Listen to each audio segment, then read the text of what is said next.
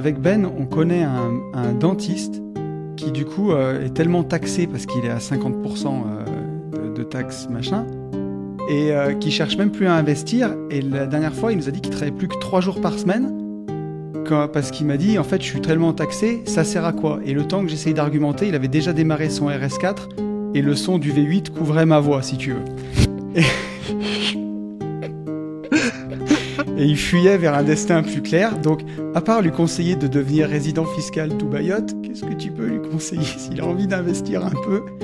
Ce qui ferait pas du nu taxé à 82%.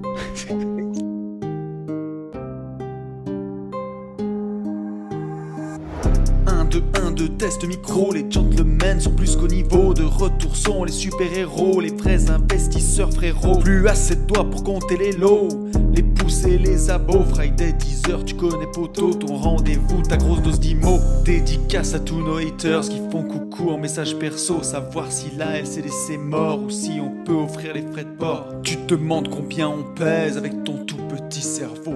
Prends ton chiffre, multiplie par 2 et puis rajoute un 0. Salut à tous et bienvenue sur ce nouveau podcast des Gentlemen Investisseurs. Je suis Tony. Je suis Yann. Et je suis Julien Cos. Ah putain, Julien. C'est quoi, j'allais dire le Lionel Messi de la création de société, de la fiscalité, de... Bon. Ah, j'ai une taille normale quand même, soyez cool. Pour ceux qui ne te connaissent pas, Maître Cos, pouvez-vous vous présenter, s'il vous plaît, un petit peu plus que ça, et avec un petit peu d'entrain, s'il vous plaît, Maître Cos. Alors, je suis Julien Cos, je suis avocat en droit des sociétés et fiscalité. J'interviens principalement sur la fiscalité et principalement sur le droit des sociétés. On a un cabinet à Clermont-Ferrand. Ça va faire 7 ans maintenant qu'on est créé. Le temps passe au fur et à mesure. Que dire d'autre? J'accompagne des clients qui sont des chefs d'entreprise, des entreprises et également des investisseurs dans tous les domaines immobiliers notamment, que ça soit en France ou à l'étranger. Et à peu près 3/4 des auditeurs de ce podcast. C'est vrai qu'il y a pas mal de monde, 3/4 des auditeurs, je pense, effectivement, mais après aussi plus largement sur les clients de tous les horizons en fait. Parce que j'ai gardé quand même mon activité traditionnelle. À l'entrée, on devrait, tu sais, comment ça s'appelle, Tony? On devrait faire un truc en carton, mais à taille réelle et tout, et avec, on pourrait écrire bienvenue comme ça, tu vois, bienvenue à la team. C'est vrai que souvent le nom revient, tu vois. Ouais, exactement. Les gentlemen, etc. Et puis après, il y a les auditeurs. Et ouais, c'est assez dingue en fait. Bon, et alors, je tiens à préciser quand même qu'on n'a jamais négocié un pourcentage ou une commission d'affiliation ou rien du tout, à mon grand regret. Hein. J'ai pas le droit. J'ai pas le droit. Il n'a pas le droit. Ah oui, c'est vrai. Ah bah oui. Donc c'est Mais c'est pour ça que par contre, il décroche à chaque fois qu'on l'appelle. Surtout que Julien, il vend bien son truc parce que quand je l'ai rencontré, j'avais 2 sociétés. Maintenant, j'en ai 9. C'est parce que grâce à moi, t'as progressé, donc t'as besoin de... mais c'est vrai. Exactement. C'est vrai. Bon, en tout cas, merci beaucoup pour ton temps entre midi et 2, Julien. On trouvait important de t'avoir sur ce podcast pour pouvoir faire un petit point des choses que tu as à nous dire. Je sais que Tony a des questions aussi. On a demandé aussi à la commu de poser des questions. On a quelques questions. Et du coup, on va essayer de s'y tenir et on va essayer de tout rentrer en 1h, 1h10. Du coup, il va falloir faire des réponses relativement courtes, concis, mon cher maître. Hein, Julien? Voilà. Je veux qu'on attaque tout de suite. Tony, je t'ai, si tout va bien, envoyé les questions. Est-ce que tu peux démarrer avec une question et on laisse Julien répondre.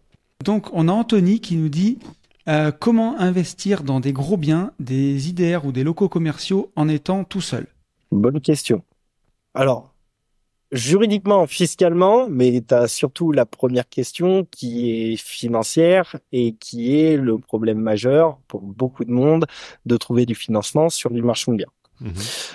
On va essayer de simplifier ça. Le nerf de la guerre sur le marchand, et c'est pas à vous que je vais l'apprendre, c'est le cash. C'est le cash disponible et c'est de pouvoir s'asseoir à la table. Finalement, c'est un peu ça aujourd'hui sur le marchand de biens, c'est est-ce que tu peux t'asseoir à la table pour commencer à jouer. Première chose, quand tu es tout seul, la logique pour trouver de l'argent, la première logique, c'est ton économie personnelle. Mais bon, ça va sans dire. Après, l'idée, ça va être d'aller chercher du monde pour t'appuyer. Tu peux t'associer, mais finalement, on n'est plus tout seul dans la structure. Et après, l'autre solution, les autres mécanismes, on va avoir un mécanisme qui est assez simple, qui peut être le prêt personnel. Quelqu'un te prête de l'argent. Ça, c'est la première solution. On te prête en nom personnel. Par contre, c'est ta tête qui est sur le billard, puisque si ça paye pas ou si ça plante, c'est toi qui dois l'argent. Mm. Donc ça, c'est la première solution. On te prête l'argent que tu mets à disposition éventuellement à une société, parce qu'après, ça dépend de la structuration de l'activité en marchand. Moi, je préfère en société. Mais effectivement, tu apportes ton cash à ta structure pour faire ton projet, pour avoir ton apport ou pour financer ton projet en totalité. Là, il y a deux, trois subtilités à avoir, surtout si on demande de verser des intérêts, parce que si c'est un prêt du tonton, du tata, de la tata, du papa, de la maman, il n'y a pas forcément des intérêts. Mais si tu as des intérêts à régler, il y a des mécanismes à mettre en place pour faire payer les intérêts par la structure directement aux associés. D'accord, c'est un petit mécanisme de délégation. Puis sinon, tu as un schéma qui est un peu plus lourd, qui va être le contrat obligataire, qui rejoint un peu ce que font un certain nombre des BRICS, etc. C'est-à-dire que là, c'est un prêt qui est fait à la société, qui prend la forme d'obligations, qui sont convertibles ou non en actions, et les tiers qui ne sont pas associés vont prêter à la structure, et il y a un cadre juridique bien précis pour le mettre en place. C'est beaucoup plus lourd parce qu'on a des contraintes juridiques plus importantes. Il faut faire gaffe à l'appel public à l'épargne. Il faut également gérer ça avec éventuellement un commissaire au compte qui a une mission spécifique. Donc c'est plus lourd. On va dire que la version la plus souple, c'est j'ai mon cash, je prête l'argent en compte courant à ma société. Ça, c'est la première chose. Le deuxième, un peu plus développé, c'est je vais chercher de l'argent auprès de tiers, un cercle d'amis qui me font un prêt personnel que moi, je mets à disposition de la société. Et après, la troisième sphère, c'est un emprunt obligataire. Et là, c'est beaucoup plus large, beaucoup plus lourd à mettre en place, mais c'est un peu plus sécurisé. En fait, moi, je vais plutôt distinguer selon les typologies montants ou l'importance des opérations. Ok. C'est à peu près le schéma. Mais on va dire que si tu es en dessous autour de 100 000 euros, avec du prêt perso, ça peut se faire. Ça dépend aussi du nombre de personnes qui prêtent. Voilà. C'est au cas par cas dans chaque dossier par rapport au feeling et à l'environnement du projet. On va résumer ça comme ça. Ok. Est-ce que tu as des Moi- questions sur la question? Enfin, sur la Ouais, j'ai une réponse. petite question pour rebondir. Moi, je pense que j'ai une part de réponse, mais comme Julien est là, ça sera bien plus complet et bien plus juridique que ma broscience. Euh, Vous si, écrivez un peu, les gars. si ton banquier ne veut te financer qu'en SCI, sauf que toi, tu ne crois qu'en toi, tu vois, Sprite n'écoute que toi, et que tu dis, je vais faire une SCI, mais je veux être tout seul dedans. Il veut pas te financer en SAS parce que dans sa tête, c'est une société commerciale. Tu grossis à ça, il veut entendre parler que de SCI, et toi, tu veux pas entendre parler d'associés. Est-ce que tu as une solution? Ouais, une solution, typiquement, une SCI, c'est pas censé faire du marchand. On est toujours sur du marchand. Non, là, on serait vraiment sur de l'investissement locatif, tu vois, gardé en patrimoine. Ok, alors on est sur du pur patrimonial. Dans ce cas-là, effectivement, s'il veut vraiment entendre parler que d'une SCI, la solution, c'est de trouver un deuxième associé. Mais ce deuxième associé, ça peut être une personne morale qui est une société holding, typiquement. Et donc, Ok. on a une répartition de la participation entre toi et ta société holding ou une société tierce. Je préfère quand même une holding, mais société holding qui reste une société comme une autre. Hein. D'ailleurs, holding, c'est juste elle détient des titres. Ouais. Qui prend une participation. Après, une cantonne de la participation à réfléchir et à déterminer, mais ça peut être une solution. De toute façon, il te faut une part. Voilà. qui traîne dans les mains de quelqu'un d'autre. Je suis assez peu fan des. Alors il y a la solution, je trouve un tonton, une tata, un cousin, un frère, etc. Mais potentiellement, je suis assez peu fan de ces participations qui se baladent à droite, à gauche, parce Ouais. que souvent c'est pas géré dans les statuts et personne n'est éternel.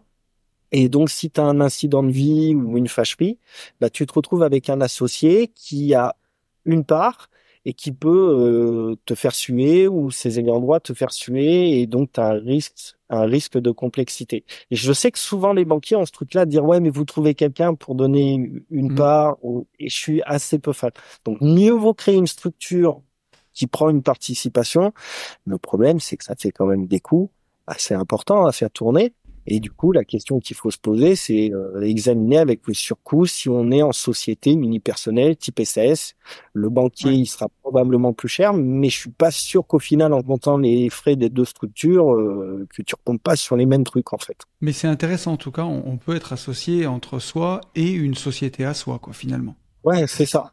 On C'est n'est pas ça. obligé de trouver Après, quelqu'un de physique et prendre les risques que moi j'ai bien pris et en me plantant Mm. intégralement. Après, il y a quand même une chose à se dire, c'est que le banquier peut avoir un réflexe parce que la société que tu vas placer au-dessus, qui sera probablement une unipersonnelle, donc typiquement une SAS ou une SARL, que sais-je, techniquement, c'est une société à responsabilité limitée. Si le banquier fait une bonne analyse, il doit se dire que bah, il a moins de garanties ou il se retrouve avec plus ou moins les mêmes garanties que si tu étais parti directement en SAS. Tu vois, si tu fais 90 pour ta société, 10 pour toi, c'est une vue de l'esprit, la forme. Moi j'ai Merci, Julien. une question. Bon, secret de Polichinelle, mais il faut absolument qu'on trouve une solution, Julien. C'est une question pas d'auditeur. Admettons. Donc on est bien dans un pays et tout. Bon, on en a un peu plein le cul, tu vois, qu'à tout moment tu puisses te prendre un coup de couteau, tu vois, mais au calme. Tu vois, une petite bagarre qui finit par un coup de couteau, du coup ton gamin meurt. Quelques conneries. Une taxe foncière qui prend 22%, tu vois, bon. Mais bon, Ça semble ridicule, ça. C'est pas inspiré de cas réels, bien entendu, non, Yann. bien C'est évidemment. c'est une Non. pure fiction, on est Donc, d'accord. tu vois, t'as un mec, il vit dans un pays, tu vois, il est plutôt pas mal, mais bon, il en a quand même un petit peu plein le cul. Bref, cette personne souhaiterait partir, et alors là, je prends un cas réel aussi, mais c'est pas moi. Je veux m'expat pendant, admettons, 2 ans ou 3 ans à l'île Maurice, ou autre part. Mais on prend l'île Maurice parce que c'est un cas concret, donc je sais que les gens vont réussir à identifier. J'ai de la location courte durée. Ok, donc l'exploitation est en France. Ok. Comment ils font? Explique-moi, parce que tu m'as toujours dit non mais Yann, arrête, tu peux pas, puisque à partir du moment où c'est exploité en France, tes revenus, enfin, tu payeras toujours ton impôt en France. Ça j'ai compris. Par contre, est-ce qu'il est possible, en payant l'impôt en France, de s'expat, de partir là-bas, et de gérer sans emmerde, en vivant, en étant résident là-bas, de gérer en fait des sociétés qui sont ici à partir du moment où on paye l'impôt en France. Ça, c'est complètement possible. Alors, là, c'est ouais, c'est possible. Le truc, c'est que là, je suis censé faire court sur mes réponses, d'accord? Donc là, on tombe sur la fiscalité internationale. Oui. D'accord? Pour vous expliquer le fonctionnement, on va reprendre les bases. Grosso modo, il faut se dire que la France a des conventions avec quasiment tous les États. Il doit y avoir plus de 200 conventions internationales aujourd'hui. On a des conventions internationales qui sont négociées entre chaque État, mais généralement, on a une forme qui est à peu près commune, ce qu'on appelle les modèles OCDE, d'accord? Qui a fixé des grandes règles de fonctionnement des conventions internationales. OK. Ces conventions, elles règlent les problématiques de double imposition, d'accord?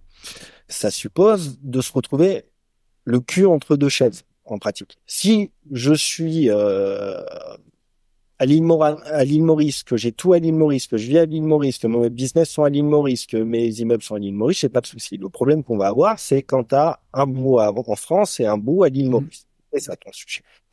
Ce qui va se passer en pratique, c'est qu'on va garder la convention et on va regarder si tu es rattachable au niveau de la résidence fiscale dans un pays ou dans un autre, et voir dans les deux. D'accord? Parce que chaque pays a ses propres. Tu as des conditions d'appréciation qui sont dans les conventions, tu as des conditions d'appréciation qui sont dans la loi. Bref, Et bon, je vais pas partir sur la subsidiarité des conventions internationales, mais on simplifie. Les En tatatum gros, temporis. ouais, c'est ça. Et on va parler d'une free aussi, tu vas voir dans 5 minutes. Donc en fait, en pratique, comment ça se passe? Tu vas avoir cette convention qui va fixer les règles de répartition entre les pays. D'accord? Typiquement, si je prends le cas de l'immobilier, les conventions modèles OCDE, c'est que c'est toujours taxé, quasiment toujours taxé, dans le pays où se trouve l'immobilier. En fait, tu as une règle qui vient te dire que dès lors qu'il y a des revenus qui sont produits et attachés à de l'immobilier dans un pays, c'est imposable dans ce pays. Donc, imaginons que tu partes à l'île Maurice, qu'on suppose résident fiscal à l'île Maurice, Ouais. tu auras toujours ta taxation française. Et après, tu as un autre sujet. Tu as la question de savoir si je suis résident fiscal français. Et Bah là, là, ce non. qu'on va ça va dépendre parce que pour être résident fiscal français, tu as un certain nombre de critères. Mhm. D'accord? Mhm. Les centres des intérêts économiques. Mhm. Ça, c'est un truc très facile. Centre d'intérêt économique, c'est en gros si tu as tes revenus les plus importants qui viennent de la France. Imaginons que tu as tous tes revenus immobiliers qui viennent de la France, d'accord? Que tu fais du digital, aller en ligne, etc. En fait, potentiellement, même si tu es localisé à l'étranger, mais que l'essentiel de tes revenus viennent de France, normalement, tu peux te retrouver imposable en France. La même chose si tu as tes centres des intérêts familiaux. Ça peut aller super vite. Mm. Typiquement, tu as un enfant, tu es séparé. L'enfant, vous avez une garde partagée. Là, de temps en temps, juste quand tu viens en France et tu loues un bien, par exemple, pour héberger ton enfant quand tu viens, Mhm. je peux te rattacher Mhm. avec la France. Ouais. Et en gros, l'idée, et après, tu as le nombre de jours dans l'année, effectivement, qui est un peu la voiture balai. Mais finalement, au final, ce qu'il faut se dire, c'est que la meilleure manière de s'expatrier, c'est d'en garder le moins possible en France. Voire quasiment tout supprimer. Et si, C'est-à-dire, que dans tout, pour te retrouver finalement avec du cash, tu prends ton cash, ton impôt pour dire au revoir à la France, et après, tu pars à l'étranger, tu t'installes à l'étranger, et là, tu développes ton activité à l'étranger. Mais- Si tu veux bien et que tu n'as plus les critères, je te rattache. je suis Par d'accord, contre, Julien, mais comment ils font? Comment eux ils font? Est-ce qu'ils prennent un risque à faire autrement? Parce que est-ce qu'ils montent une société d'exploitation sur place qui va parce que tu vois, est-ce que si je deviens résident mauricien, je monte une société là-bas, cette société exploite mes locations courte durée en France, ça fonctionne pas non plus. ça sera toujours important. En fait, c'est réel. Donc comment Les ils font? revenus qui Comment par ils l'immobilier. font? Ils le font. Donc Ben, techniquement, je vais te dire un appel que j'ai. Alors, ça dépend, c'est dossier par dossier, mais si tu veux, après, si tu as tes centres d'intérêt économique, tu as une moitié de tes revenus en France, Mm. par exemple, ton immobilier en société à l'IS en France qui Mm. font ses revenus, il y aura de l'IS sur ta société française. D'accord? Tu prends pas ton argent, il n'y a pas de fiscalité. D'accord? Si tu le prends pas à titre perso. Tu as développé une activité là-bas, en ligne, même si tu travailles à partir de là-bas, tu travailles une clientèle française, ce qui est souvent quand même le cas, tu Bien vois, sûr. genre les chômeurs en Bali. ouais. Ça, c'était perdu. Euh, C'était gratuit. Si tu veux, en pratique, tu développes ton activité à l'étranger, tu as ton business, tu as tes revenus à l'étranger. Il n'y aura pas de sujet. Tu vas prendre ta fiscalité là-bas, tes résidences ça. fiscales. La société française paye ses revenus. Quand tu prends l'argent de la société française, bah, tu auras probablement une retenue à la source à voir selon le type de convention internationale. Mais je vais te dire comment ça se passe. Cette semaine, il y a un gars qui m'a appelé. Mhm. Il a pris une perquisition 16 du LPF. C'est en gros, bonjour, c'est la DGFiP et la police, on vient perquisitionner À 6 du mat. à 6 du mat. Parce que techniquement, tu as des cas où des gens, et c'est notamment le problème avec les digital nomades, c'est-à-dire que tu peux avoir des personnes qui sont entre plusieurs pays, mais dès lors que la tentative de la France, ça va être de chercher à raccrocher le maximum de produits fiscaux à la France. Ça nous a Sérieux? pas échappé. On avait un petit problème de finances publiques actuellement. Mm. Et donc, typiquement, par contre, quand ça tombe, c'est extrêmement violent. Après, encore une fois, tu peux tout faire. Si tu as envie de conduire à 150 sur autoroute, tu peux le faire. Ok, donc ouais. Parce que le truc, c'est de dire que quand on part dans une démarche d'expatriation, il faut vraiment se poser, faire, regarder où on va aller s'installer, d'accord? réfléchir à ce qu'on a en France, éventuellement faire des arbitrages et avoir une réalité qui est en adéquation avec la situation qu'on recherche. Mais techniquement, travailler sur les deux tableaux, tu prends un risque énorme. Ok. Et Donc, en fait, on a des règles imprécises de fonctionnement. donc en fait, le, en gros, tu, si tu veux, tu le fais, mais c'est risqué, quoi. En fait, il faut s'arrêter à ça.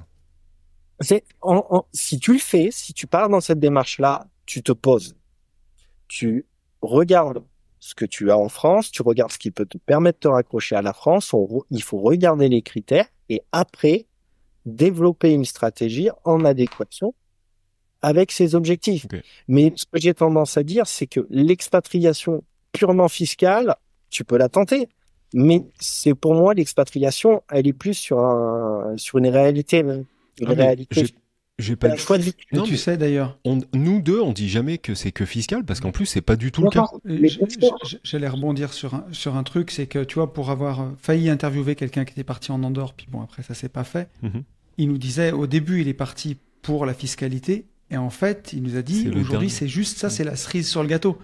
Ce qui est chouette, c'est que mon gosse, il peut aller à l'école à 7 ans, traverser la rue et faire 1 kilomètre, et je sais qu'il va arriver à l'école, quoi.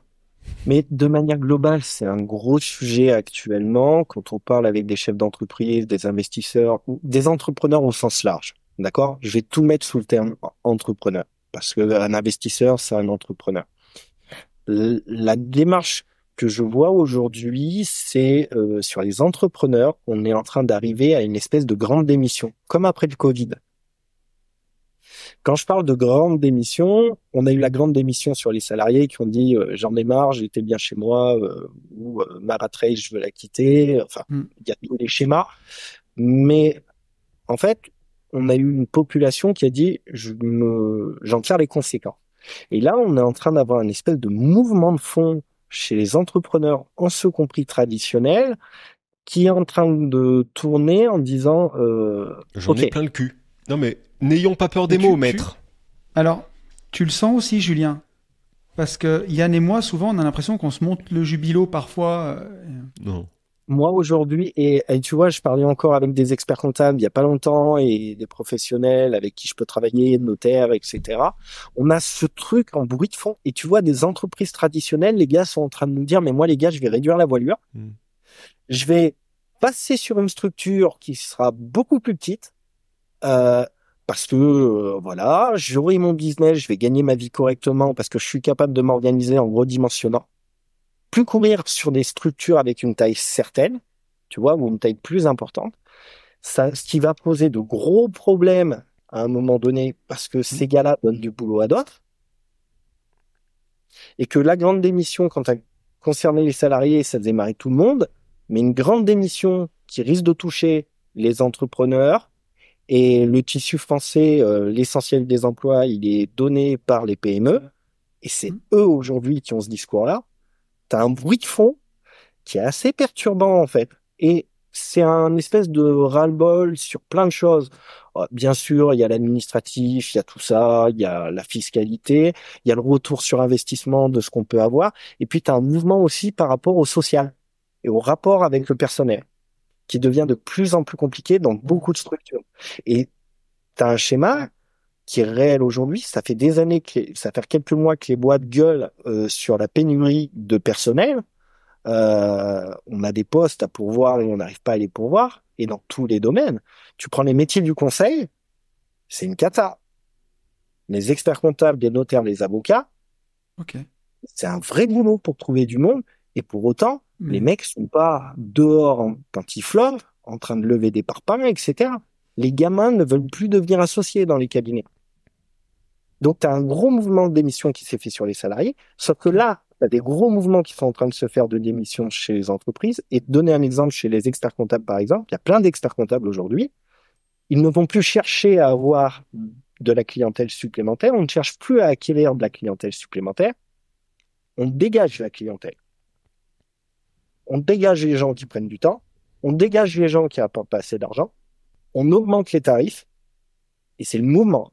Et ce grand Pour moi, cette grande démission des entrepreneurs, au sens large, c'est un bruit de fond qui commence à être assez surprenant et assez lancinant et qui, s'il continue à augmenter, aura des conséquences. Voilà. Ok. Mais Mais donc, tu vois, c'est sûr que tu prends à tous les deux, Yann, on doit avoir 15 sociétés, il n'y a pas de salariés. Zéro. Et pourtant, il y a du chiffre d'affaires. Parce que nous Non, mais sommes c'est ouf. des enculés. Non, mais parce qu'on veut pas gérer toutes ces merdes. Et ce que dit Julien, moi je l'entends et sur des PME, je l'entends avec une scierie, je l'entends avec un transporteur tu sais, de colis quoi. Je sais pas comment ça s'appelle, un transporteur. non, un transporteur. Un mécanicien poids lourd. Les mecs, Ouais. Fatih, l'électricien, il me dit c'est bon, je suis monté en SARL, j'ai 4 mecs, je me remets en micro, je m'en bats les couilles, j'en ai plein de cul. En fait, non mais voilà, tout le monde on a plein de cul de ce joyeux beau pays, bon corrélé au reste, c'est-à-dire que ça fait un Oh. mois et demi qu'il pleut, tu prends des coups de couteau n'importe quand. Bon, il y a un moment, si tu veux, t'arrêtes d'écarter le Ouais. cul, tu dis stop, j'arrête. Excusez-moi, je peux partir du jeu, je me casse. Alors après, tu vas chez Julien, il te dit mais non, Ouais. t'inquiète, ça va mieux. Tu repars pour une semaine. Ouais. Après, moi, ce que j'ai envie de dire, c'est qu'il faut trouver un équilibre intellectuel, Alors, tu vois, et que tout le monde peut trouver son équilibre là où il en a envie. dans le déni, par exemple. Non, mais sans aller jusqu'au déni. Mais tu vois, alors là-dessus, on Punchline. dirait pas par rapport, mais tu vois, je Si, reste si, dans le convaincu. déni. Après, tu vois, je reste convaincu d'un truc, et c'est plutôt ma philosophie, on en a parlé quelques fois, mais Qu'on est un bon pays à se faire ouvrir le cul. Oui, oui, oui. C'est... Que quand on a touché le fond, on peut que rebondir. Peut-être. alors, moi, ce que je considère et ce que j'ai toujours considéré, c'est qu'en fait, la seule personne que je devais gérer, c'était moi-même. On est bien d'accord. Et donc, partant de là, les données du jeu, je les connais. Deux solutions. Je les accepte et je me mets et je joue avec. Soit je les accepte pas et je me mets en retrait et je m'en vais. Mais techniquement, en soi, sur le principe et la philosophie, moi, je considère que si tu acceptes tes règles, que tu les détermines et que tu as conscience de ce qui sont pour toi les red flags, en pratique, tu peux arriver à construire quelque chose en France. Oui, mais En réalité, Hmm. on a quand même quelques éléments assez sympathiques. Euh, on a la capacité à lever du financement, c'est pas le cas dans tous les pays. on a l'aide au démarrage, à Oui, l'entrepreneuriat. c'est sûr. Donc, on est au démarrage. Tu peux, bah ouais, tous les On, entreprises, tu vois. on a un Oui. IS jusqu'à 40 000 euros qui est que de 15%. C'est quand Et de même pas nul. 15%, tu as un IS à 25 au-delà. Tu as également de la capacité à toucher de la sub, Alors, de la subvention. Dans un certain nombre de projets immobiliers, tu as de la capacité à trouver de la subvention Enfin, sur ça, des c'est pas projets gratuit, hein, quand même. économiques. j'ai une question. Mais bon. Non, mais tu arrives à lever Oui, non, non, à mais- lever du Non, financement. mais Ce que je veux dire, techniquement, on a une base qui est pas inintéressante. Non mais c'est Après- vrai, c'est vrai. Mais bon, par contre, après, il y a des trucs quand même qui sont là, qui sont ancrés, et qu'on pourra, enfin nous pour nous, où il y aura plus de solution de retour. Voilà. Mhm. Pour moi, les coups de couteau à 15 heures Attends, parce j'ai pas que fini. t'as pris un carambar. Mais vas-y, Après, moi, je parle vas-y, en- mon Tony. Je parle en termes de business, hein, les gars. Oui, oui, c'est pour ça. Si tu veux, on a commencé de vomir là, on va vraiment se mettre les doigts et aller toucher la glotte. On attaque juste là. Euh,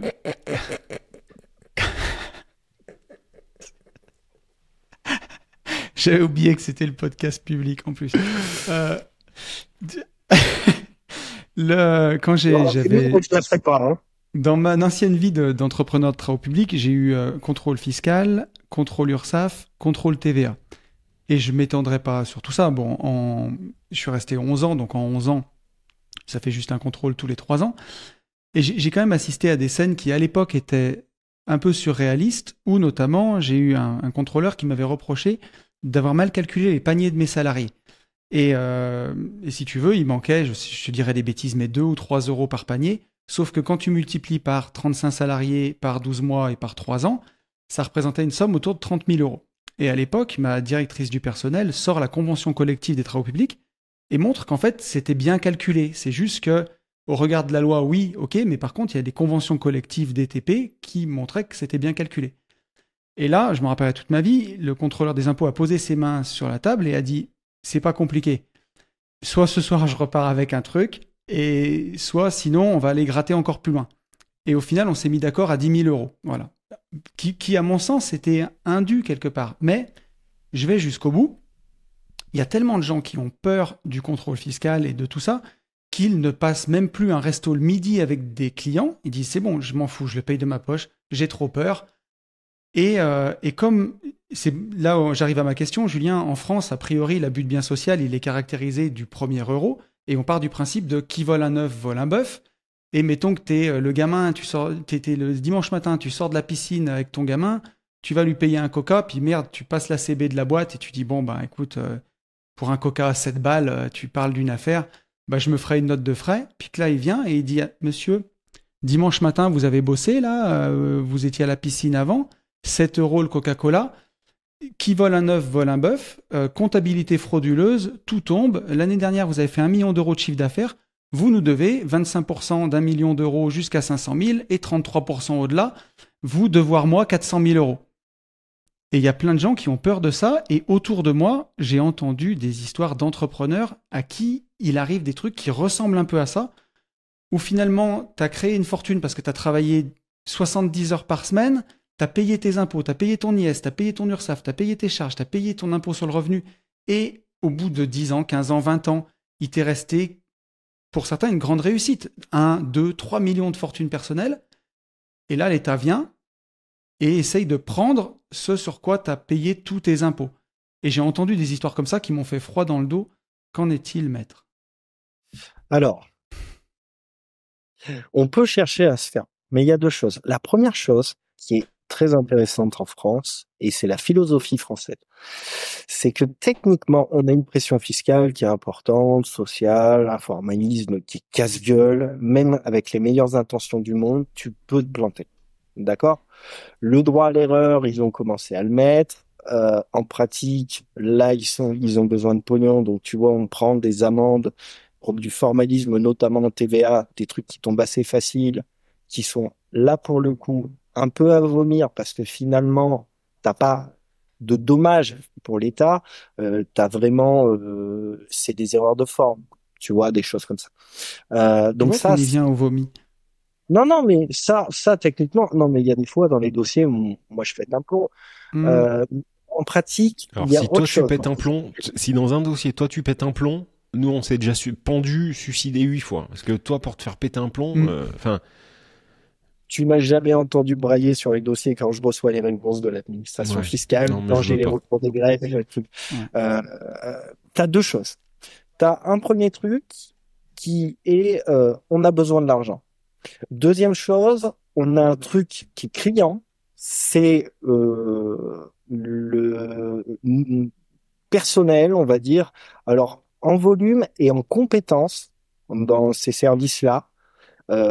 Où on a eu une baisse du nombre de fonctionnaires, pas forcément au bon endroit, et une baisse de compétences. Ce qui fait que tu as des contrôles qui ressemblent de plus en plus à rien. C'est-à-dire que tu as des arguments, tu as des ratés qui sont juridiquement aberrants. On fait des confusions. J'ai eu des dossiers où on m'a confondu un report ou un sursis d'imposition. Le gars, on lui demandait 200 000 balles. On a fait un rendez-vous avec l'administration. On a dit, bon, vous vous êtes trompé. C'est pas un report, c'est un sursis. Donc voilà. Et on m'a dit, ah oui, ok, bon, on annule. Mais si tu viens pas voir quelqu'un, tu le vois. Donc t'as ce truc-là qui fait que t'as un climat qui est un peu embêtant. Et puis t'as une troisième chose en France. Tu as une tendance au bricolage un peu bourrin qui est resté chez un certain nombre. Et il y a une dernière chose, c'est le recours au conseil, qui est très français, où là-dessus, on n'a pas du tout l'habitude d'être conseillé, ou en tout cas de s'entourer. Et donc, on a des schémas qui sont montés à base de broscience. On connaît bien ça avec Yannou. Ouais, non mais... On a fait tout un podcast là-dessus. Et techniquement, Ouais, il y a machin qui m'a expliqué que on peut le faire. Ouais, on peut le faire. Tu peux rouler à 150 sur autoroute. Techniquement. Par contre, quand tu vas rouler, si tu roules à 140 sur autoroute et que tu sais que le radar a une marge d'erreur, je dis pas que c'est bien de dépasser la limitation de vitesse, mais le droit, c'est pas la morale, hein. Mais techniquement, tu sais que tu prends moins de risques quand tu es dans la fourchette d'erreur des radars. Parce que techniquement, tu sais qu'il y a une tolérance qui correspond à la marge d'erreur des radars. Bah, techniquement, en France, tu as un schéma que je décris, tu as de l'abroscience et tu as un recours au conseil qui est très faible.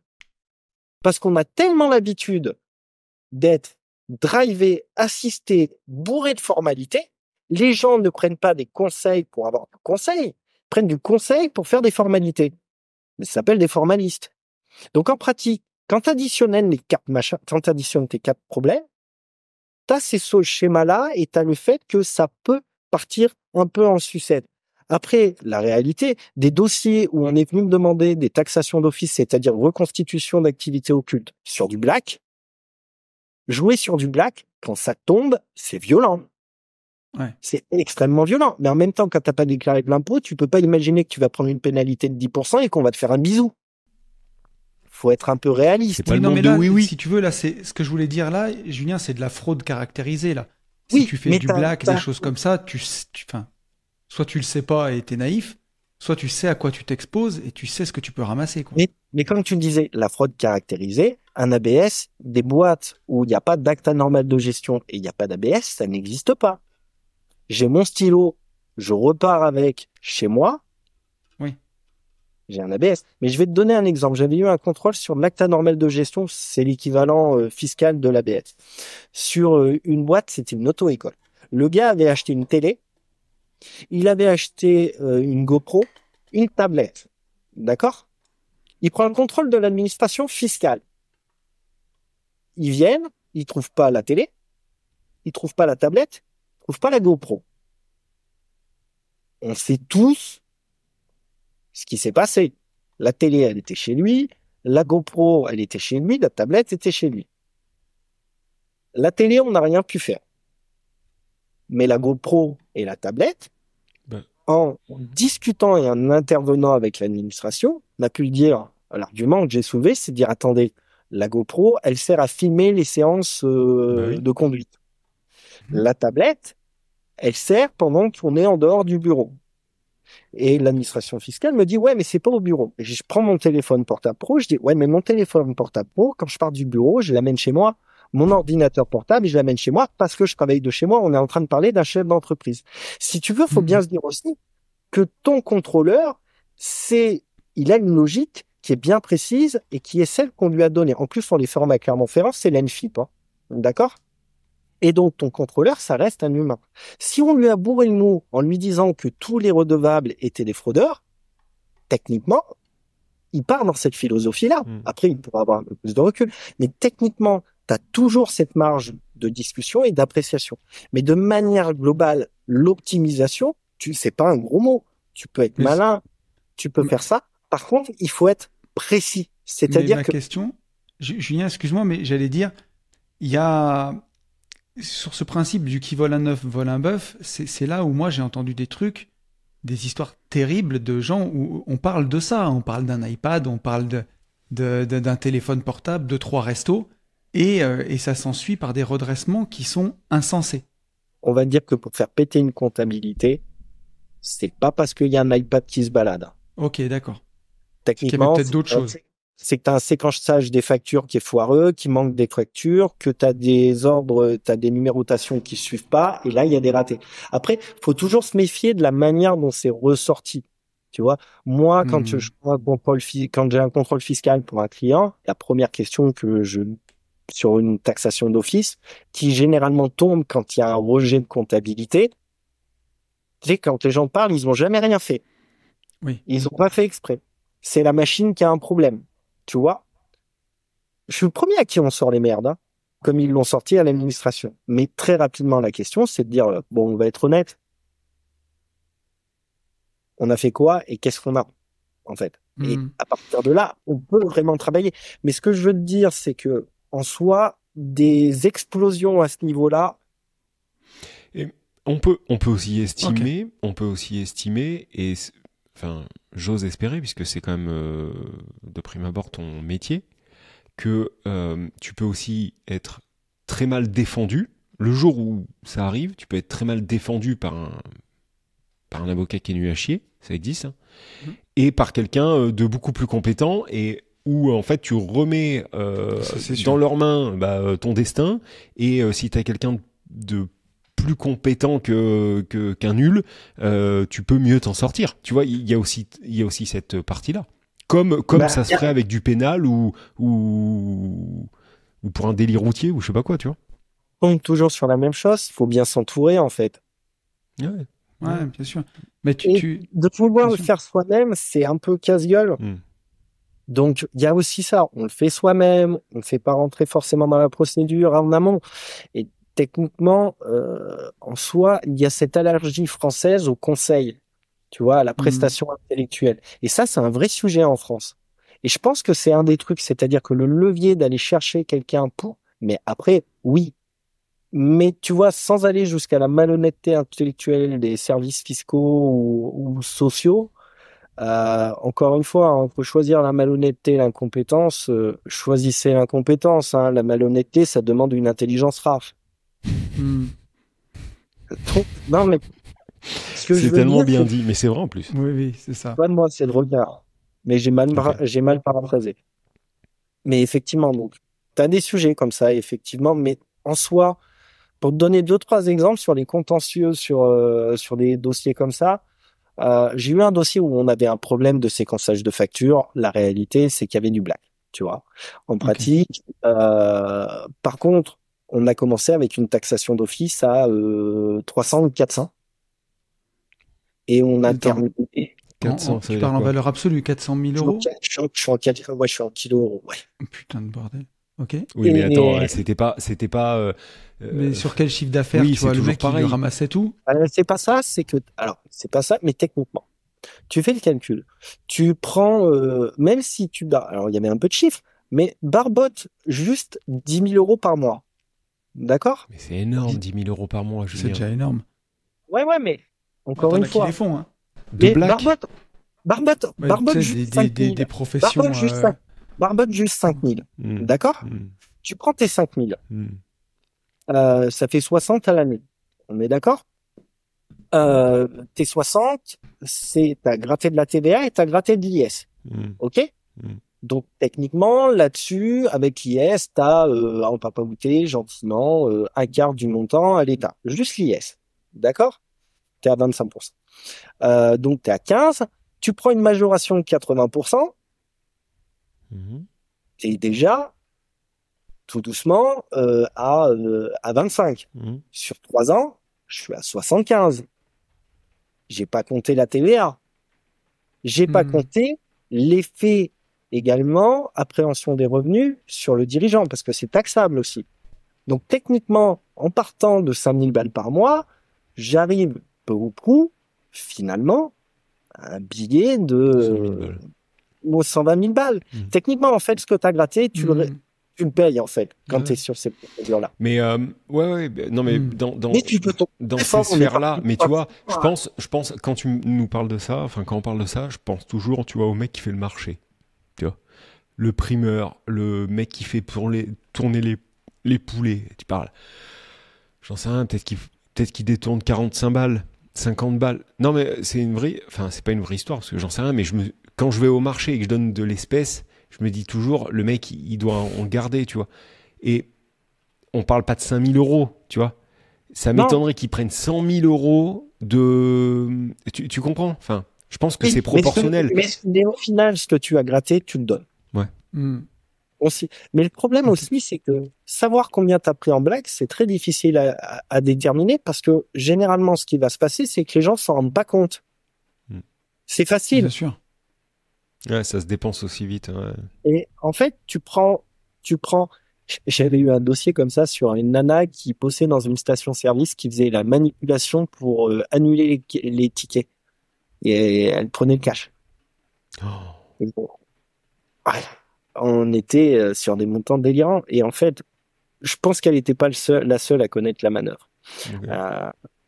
Parce que en plus, il y avait des jours où il y avait des annulations qui avaient été faites quand elle était en vacances. Mais tu vois,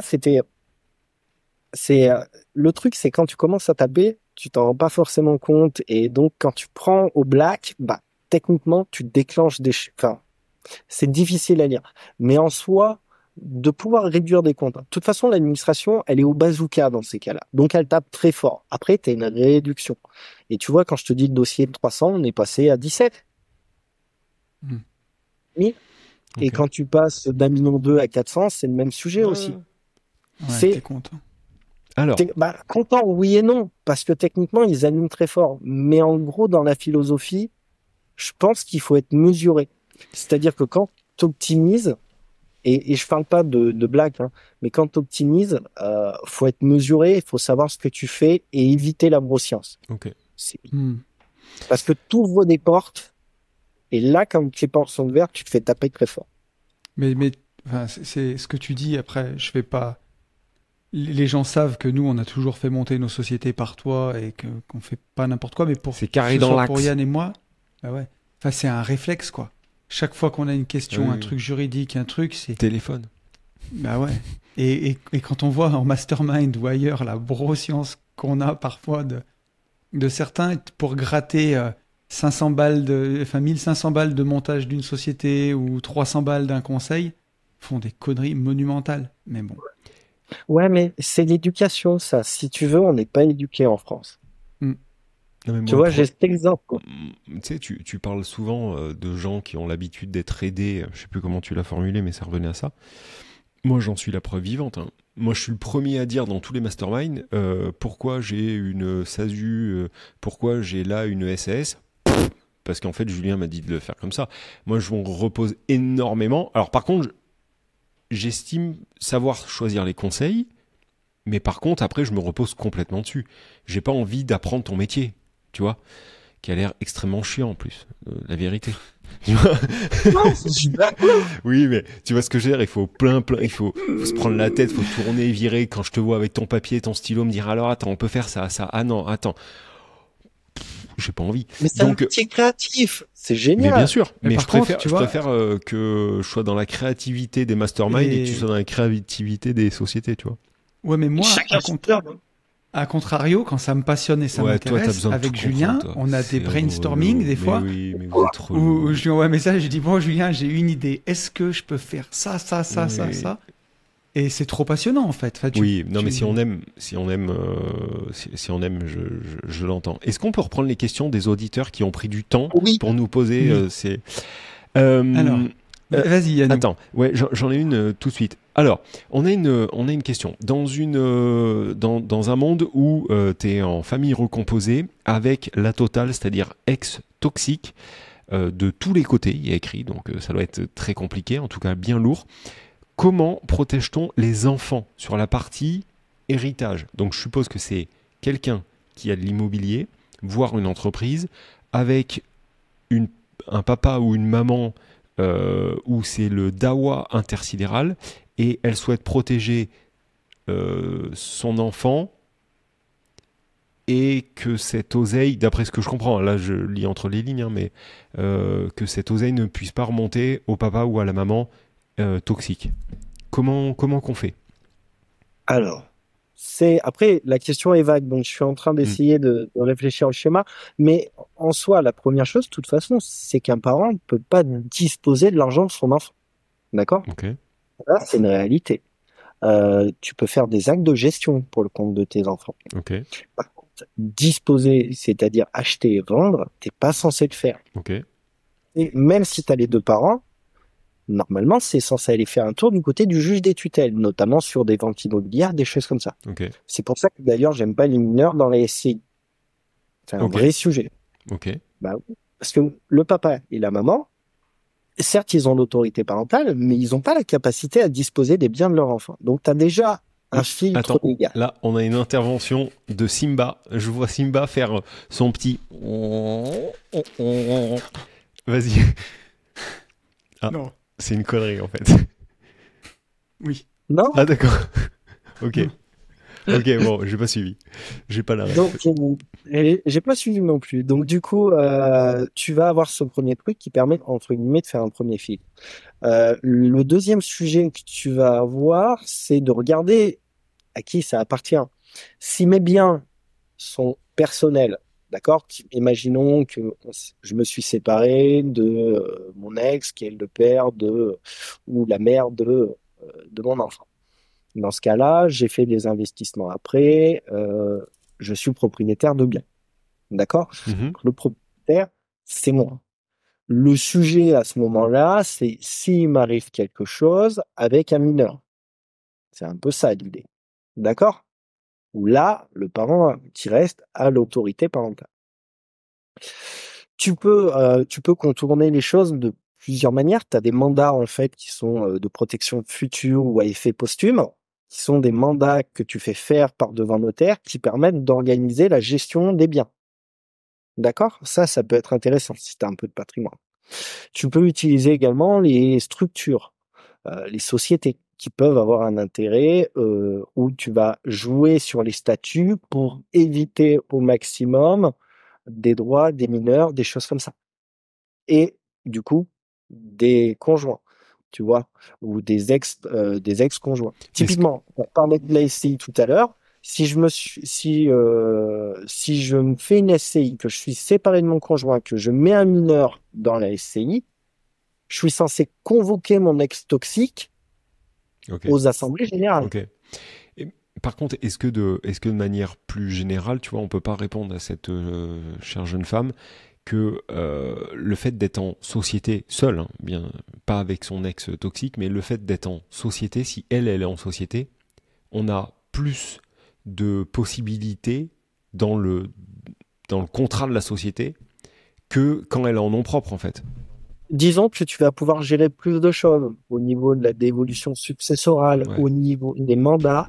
Tu vas pouvoir donner la gestion à un tiers. Tu vas pouvoir organiser quelque chose. Ok. Tu peux essayer, tu vois, justement, pour le compte d'un mineur, justement, si je suis dirigeant de société, j'ai une immobilière avec des biens, etc., je passe sous un camion, mon ex est toxique ou mon ex, je veux pas qu'il s'en occupe, on peut très bien faire désigner un mandataire pour gérer la structure. Ok. En fait, les formes sociétaires vont nous permettre de faire des choses très sympathiques. On peut le faire sur des mineurs, des majeurs handicapés. On peut faire plein de choses en fait pour arriver à organiser les choses.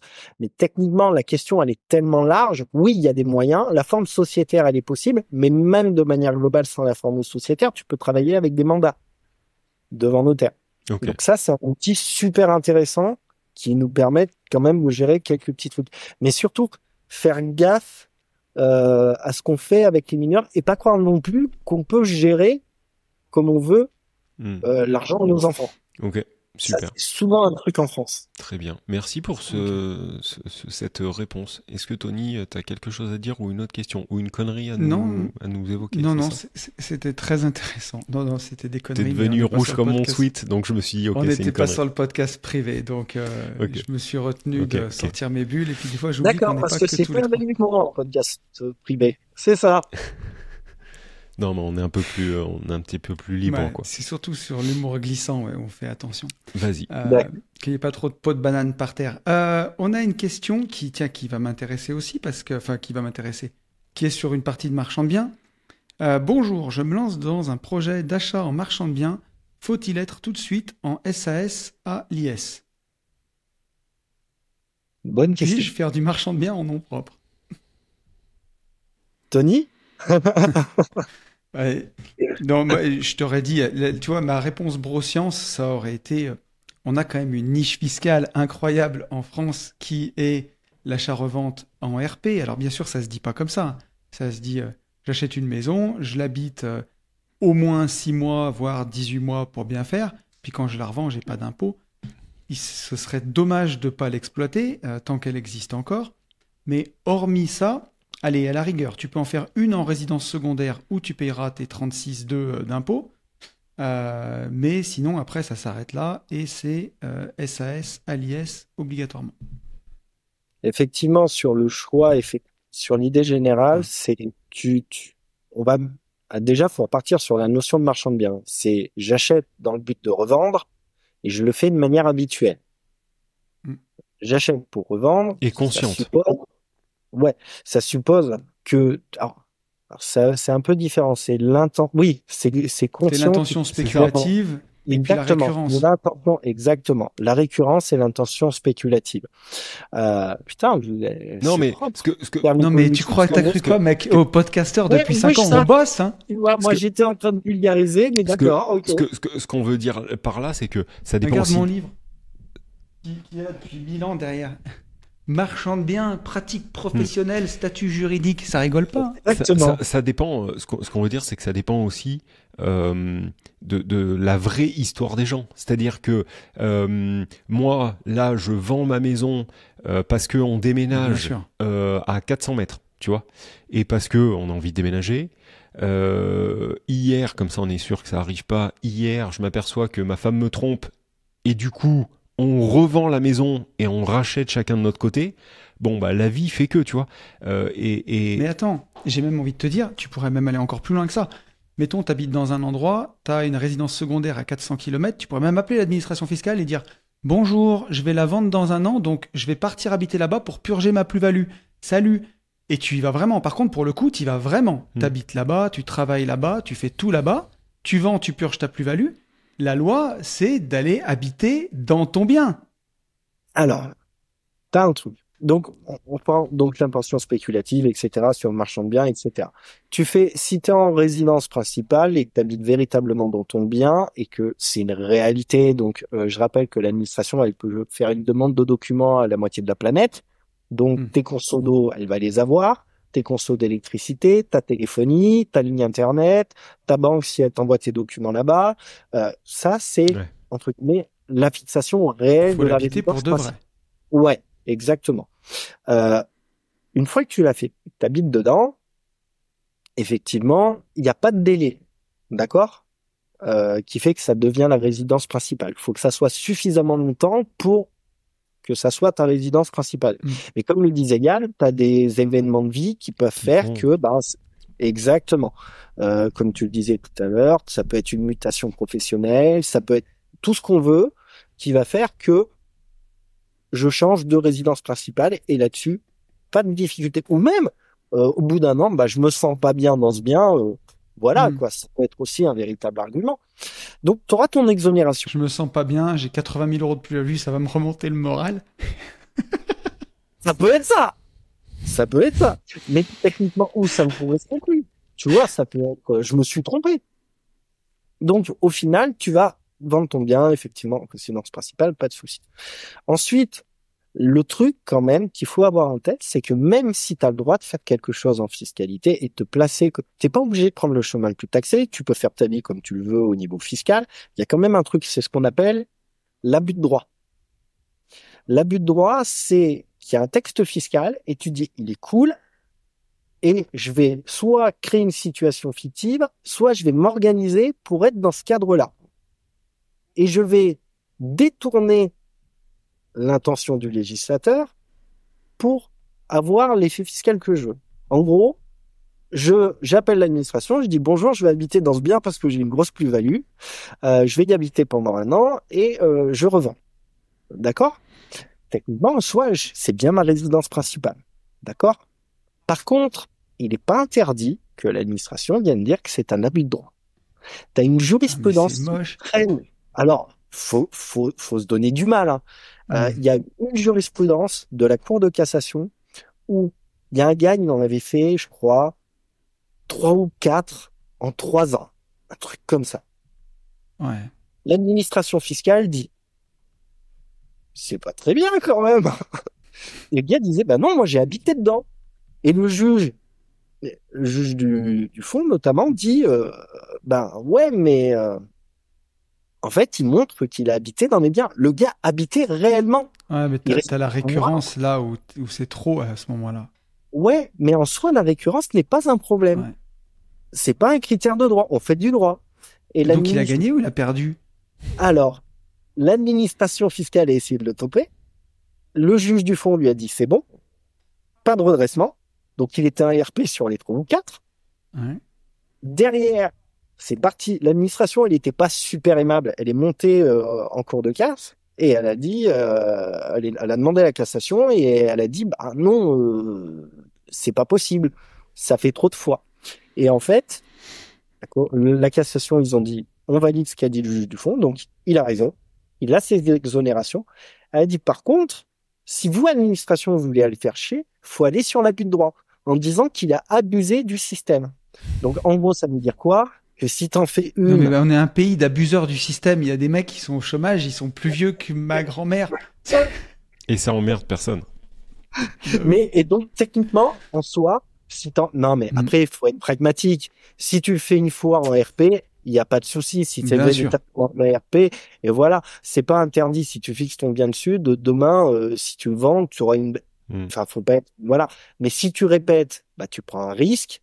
Et après, quand tu commences à partir sur des projets de manière récurrente en marchand bien, effectivement, vaut mieux partir en société. Enfin, techniquement, si tu as fait une RP, voilà. Après, si tu veux te lancer dans ce business-là, tu te structures. Bon, je coche donc qu'on peut devenir avocat fiscaliste, parce que ça on a répondu 9 fois déjà dans... Je me le coche, c'est bon. En fait, ton métier, c'est que ça, Julien. Ok, bon, on va y arriver. Que la résidence municipale et que voilà. Et ça a répondu là, hein, Tony. T'as pas d'autres questions sur la question? Oui, non, pour moi, on est... Dernière question, les gars. Dernière question. Et du coup, on va un peu dépasser par rapport à ce qu'on avait prévu, mais on est quand même très très bien. C'est la première fois qu'on est aussi bien. Dernière question de notre communauté. Cher Maître Cos et cher GI, une question certainement posée de nombreuses fois. C'est une certitude, mais c'est pas grave. Est-il possible de louer ses appartements LMNP à sa propre société de sous-location pour éviter le passage en LMP, sachant que cette société aurait uniquement ses biens là ou sous-loués? Alors, vous avez suivi? Ah, ou sous-loué. Donc, de quoi? Là, à l'endroit où sous-loué. Oui, c'est ça. Donc ça, c'est la première question. Est-ce que je te lis tout ou est-ce que tu veux répondre question par question? Lisez tout, Yannou. S'agit-il d'un abus de biens? Donc ça, c'est l'autre question qui vient tout de suite. Ce n'est pas forcément évident car il s'agit d'échapper à l'URSSAF et la société de sous-location paiera bien de l'IS. Le fisc ne serait donc pas lésé. Enfin, il pense... Alors n'oublie pas que URSSAF, ça commence par URSS, les 4 premières lettres. Hein. Voilà. Il y avait déjà un indice dans le mot. Merci pour tout ce que vous faites. Je suis en train de poncer tout au podcast privé public, plus Discord. On est sur un niveau d'indécence lunaire en termes de valeur. Certainement à bientôt sur un mastermind. Arnaud, merci Arnaud. Mais bien sûr Arnaud. Vas-y Julien. Viens faire du jus. T'as le mic Julien. Sachant que ce podcast va s'appeler... je sais pas, un truc qui ressemblerait à notre avocat prend le mic, je pense. Voilà. Oui. Donc, je te laisse le mic. Je suis d'accord. La réponse, elle est un peu dans la question quand même. Oui, mais on clôt le débat, tu vois. Mais en fait, en pratique, c'est pas... Il parle d'abus de biens, c'est ce qu'on appelle l'acte anormal de gestion, c'est ce qu'on appelle l'abus de droit fiscal et social. Encore une fois, je peux pas organiser les choses dans un but qui vise à éluder l'impôt ou des cotisations sociales. Les deux existent. D'accord? Au niveau social, je suis même pas sûr que l'URSSAF soit au courant que le truc existe. Parce que je suis pas tombé dessus sur un dossier. Mais en pratique, la manœuvre, elle est laquelle? Elle permet, en gros, pour reprendre le schéma, je suis propriétaire de biens, je crée une société à côté et je vais donner en location mes biens à une société. L'idée étant de transférer de la matière fiscale vers la société à l'IS. Donc j'aurai une partie des locs qui tombe entre mes mains et une partie des locs qui tombent dans la société. Déjà, la première chose, c'est économiquement, est-ce que c'est cohérent? Parce que généralement, j'ai un emprunt à rembourser à titre perso. Donc, il faut que mon loyer me permette au moins de couvrir mes charges de fonctionnement. Non, mais il y a un principe de réalité économique et souvent, on se rend compte que ça marche pas trop. Non, mais ça, nous, notre communauté, quand même, Julien, tu vois, Ouais. on est quand même un petit peu sur la crème. Tu vois, nous, c'est très, très passé. Comment on appelle ça? C'est du lait écrémé. C'est très filtré, tu vois. Donc, Donc, tu peux avoir, mais au-delà de ça, il faut l'avoir en tête. Donc, tu fais ta location. Et donc, en fait, le but, c'est effectivement, d'éviter soit un passage LMP, soit de limiter sa fiscalité en LMNP. Ça peut être ça. Aujourd'hui, on est à peu près sur cette idée-là. En soi, c'est un abus de droit. Point.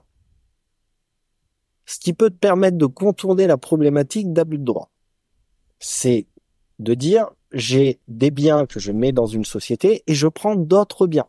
Et là, je fais une masse de biens qui sont sous-loués ou exploités par cette structure pour, justement, je regroupe les services, en fait. C'est-à-dire que j'ai mon prestataire de ménage, mes prestataires qui sont communs. On peut dire qu'il y a une certaine cohérence économique, c'est un argument économique, qui n'est pas un argument fiscal. Ça peut être également de se dire, je prends d'autres biens en sous-location et je rapatrie. Ça peut être un argument. Mais il y a un autre argument qui peut être pertinent, c'est si les propriétaires sont pas les mêmes des deux côtés. Typiquement. Homme-femme. Typiquement, je suis pas con. D'accord? Les biens m'appartiennent en propre. Ok? Je vais donner en location à une société où les deux sont associés. Ou alors, je suis pacsé propriétaire en indivision. Et je vais donner en location à une société où un seul est exploitant et un seul est associé. Et dans ce cas-là, j'explique à l'administration que je distingue la propriété du bien. Ok, j'ai compris. Et la capitalisation du bien et sa propriété de l'exploitation qui est propre à un seul des partenaires ou des conjoints.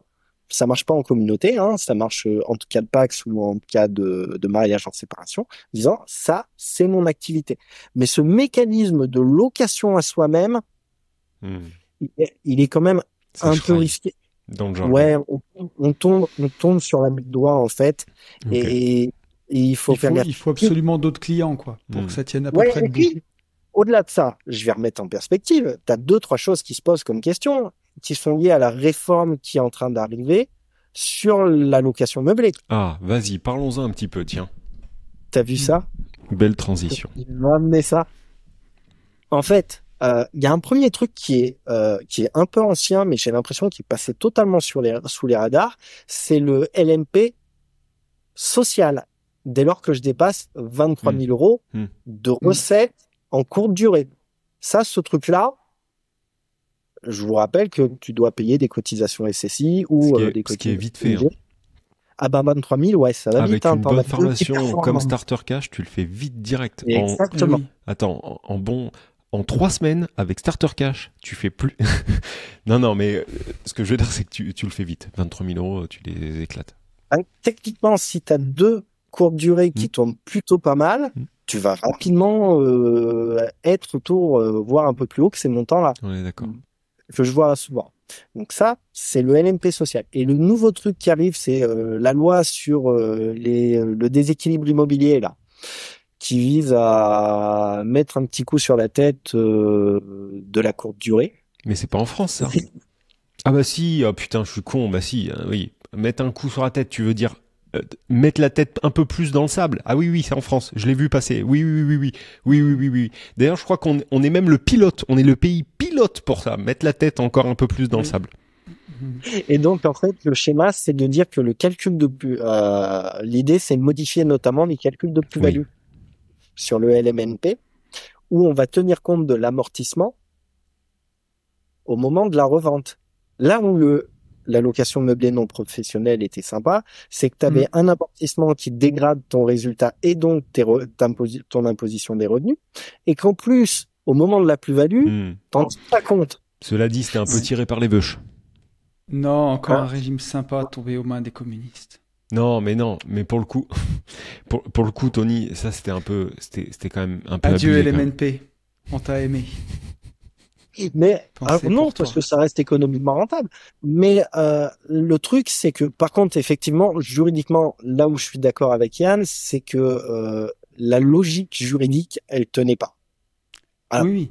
Alors Bon, après, on il faut peut pas toujours dire, dire que- C'était peut pas pas dire cohérent. que Yann ait dit quand même que la logique juridique ne tenait pas. Tu vois, Oui. moi, je vais pas jusque là, mais je disais, c'était ouais. un peu quand même. Et sachant que économiquement rentable en France, ça ferait rire un Américain, par exemple, tu vois. Oui. En Et, mangeant son steak énorme, il aurait mal aux abdos, tu vois. Et du coup, au final, si tu remets ça en perspective, aujourd'hui, ton LMNP en perso, tu peux véritablement te poser la question sur l'imposition de tes revenus. T'es facilement à 40% Hmm. ou 45% Seulement. si tu fais Hmm. tout. Seulement. Voilà, seulement. Et ta plus-value, elle est à 36,2, à 30% au bout de 10 ans, et sur le même calcul que si tu étais à l'IS. Mm. Ce qui fait que tu peux Chef vraiment Panacloc et Jean-Marc vous présentent les impôts. les impôts. Ouais. Mais donc, du coup, effectivement, le schéma, il est un peu, le schéma Un peu de boueux. différents. Il est un peu boueux et techniquement sur le LMNP, avec ce sujet-là, tu peux te poser la question véritablement de te dire est-ce que le LMNP en soi Ouais, c'est c'est encore d'actualité et c'est toujours aussi logique que ça puisse l'être. Mais par contre, je vais mettre aussi autre chose, c'est que tout le monde te dit qu'il veut éviter le LMP, Hmm. mais c'est pas en soi une mauvaise chose le LMP. Ah putain, moi Ça entre dépend de la- LMP Ah, ou non. passer en société, je passe en société Ah direct. ouais. T'as Ah tous non, les ça emmerdes. dépend. T'as tous Ça les dépend. emmerdes, En t'as fait, pas les c'est un truc, inconvénients. mais si, ça T'as change pas tous les les 4 avantages. matins, Julien. Mais Comment oui. Alors, tu veux baser Alors, une non, stratégie non, long non, terme non, sur non, un truc non, qui change tout non, le temps? non. Alors, le LMP, c'est pas quelque chose qui change tous les 3 jours parce que c'est les règles BIC professionnelles. Et ça change pas tous les 3 jours, ça.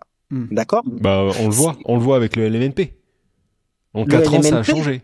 je parle de LMNP, pas de LMP. Les Oui, règles mais du LMP, pourquoi elles vont pas bouger. Alors explique-moi pourquoi le. Attends, parce que pour moi, LMNP, C'est à cheval entre les deux, LMP. Oui, je suis d'accord, c'est à cheval. Mais Les pourquoi biens, tu les possèdes en perso, Bah oui. mais tu as la fiscalité professionnelle. J'entends bien. Mais justement, pour moi, s'ils doivent mettre un coup de serpette, ils peuvent sur le LMP. Bien sûr. Non, sur le LMP, non, parce qu'il te renvoie. Alors, il pourrait inventer un schéma fiscal, mais en fait, le LMP, il n'a pas bougé, en fait, malgré tous les coups de poing qu'on a eu sur le LMNP. Et en soi, être LMP, je m'arrête dessus, c'est pas, je te dis pas d'avoir un gros LMP, mais un petit LMP bien entretenu. Ouais, passer en société, c'est bon. Allez. Non, Passer en société. Oui. Non, Sinon, mais- il y a les inventeurs de taxes, ils vont vous inventer un Mais truc, oui. taxe spéciale Non, sur si les tu- revenus libératoires Non. intercompensés. Ouais. Si tu veux quelqu'un qui a un petit LMP, franchement, c'est pas un mauvais Mais régime c'est en quoi soi. un petit LMNP? Ah, un petit LMP, c'est jusqu'à 70 000 euros de recettes. Et techniquement, ça peut être intéressant. En fait, faut juste que ça soit cohérent avec ta stratégie. C'est-à-dire que, typiquement, demain, t'as un LMP alors que t'as gardé quelques biens en meublé qui produisent des revenus de manière intéressante. Mmh. D'accord? Mmh. Tu as des loyers, enfin, t'as une faible imposition parce qu'avec l'amortissement, c'est intéressant. Sur les calculs de plus-value, tu vas y gagner au niveau de l'IR, tu auras des cotisations sociales sur les plus-values, mais si tu arbitres tes biens régulièrement et que tu n'amortis pas comme un sauvage, Mais tu vois bien que c'est chiant déjà. et ça fait Voilà, un régime. si Rien t'as- rien que Ouais, ça, c'est Si chiant. t'as un bac plus 5 en Ouais. fiscalité, si tu peux enseigner des Ouais, trucs mais- à Julien, tu peux faire du LMP. C'est ça. Non, franchement, tu peux faire un truc sympa sur le NMP. Tu Et peux. Ah putain. Julien, Mais encore une fois, le LMP, c'est pas la pire tare. Et de toute façon, quand tu bases tes LMNP et que tu bascules LMP, Mhm. de toute façon, pas 50 solutions, hein. tu sais, Parce que le problème, c'est que tout le monde a empilé des biens dans LMNP et tout le monde est en train d'arriver aujourd'hui en se disant, Oui. oh merde! Qu'est-ce Oui, que mais tu par contre- conseillerais vas-y. Mais cela dit, au Quel- moment Je sais. au moment où ils le faisaient, ils avaient raison de le faire. Tous ceux qui l'ont fait, Oui. tu vois. Donc on peut pas leur jeter la pierre. Mais par contre, rebasculer après en LMP pour après en société, ça rime à rien. Autant Ah venir non. te voir le passer en société. Et par contre, moi, je crois que j'ai un nouveau rêve, Julien. Quand t'enseignes à l'amphi, je te jure, on va le faire. On va tourner une vidéo Ouais. YouTube. On va venir. On a le droit de venir dans l'amphi suivre un cours avec toi? Non, je suis pas en amphi, moi. En TD? Non, je suis en 5e année en DESS, Ouais, en merde. 5e. Donc on peut pas venir. Putain, parce que C'est pas un amphi, vous pouvez pas vous planquer, les enfants. qu'est-ce que j'aurais aimé. T'imagines, Tony? On aurait Mm. débarqué dans l'amphi, on aurait posé des Vraiment. questions. Puis on n'aurait pas eu peur, nous, de te poser des questions à la Mm. noix, tu vois. Alors, j'avais une petite question. Vas-y. Euh, À quelle heure Qu'est-ce que allons-nous tu- manger? Bon, on sait pas. non, parce que avec Ben, on connaît un dentiste qui du coup est tellement taxé parce qu'il est à 50% de taxes machin et qui cherche même plus à investir. Et la dernière fois, il nous a dit qu'il travaillait plus que 3 jours par semaine parce qu'il m'a dit en fait je suis tellement taxé, ça sert à quoi? Et le temps que j'essayais d'argumenter, il avait déjà démarré son RS4 et le son du V8 couvrait ma voix si tu veux. Et, et il fuyait vers un destin plus clair. Donc, à part lui conseiller de devenir résident fiscal d'Ubayotte, qu'est-ce que tu peux lui conseiller s'il a envie d'investir un peu? Ce qui ferait pas du nu taxé à 82%.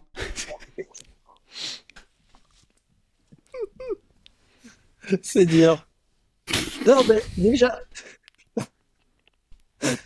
Euh, va répondre sérieusement à cette question. Euh, Déjà, faut qu'il achète une RS6 en fin d'année. Non, alors attends, Pour faire je la un peu plus refais. de charge. En vrai, on a beaucoup de professions Ouais. libérales, médecins qui nous écoutent et des gens qui sont ou célibataires ou en couple et qui prennent plus de 100 000 euros taxés à 50% Seulement? et qui me disent je veux préparer la retraite, qu'est-ce que je fais en fait? Déjà, qu'ils arrêtent leur allergie avec les conseils qui ne sont pas des experts comptables. Ça, c'est Ouais, gratuit. c'est vrai, ça. Deuxièmement, qu'ils embrassent leur qualité d'entrepreneur et qu'ils s'en rendent compte qu'ils sont entrepreneurs.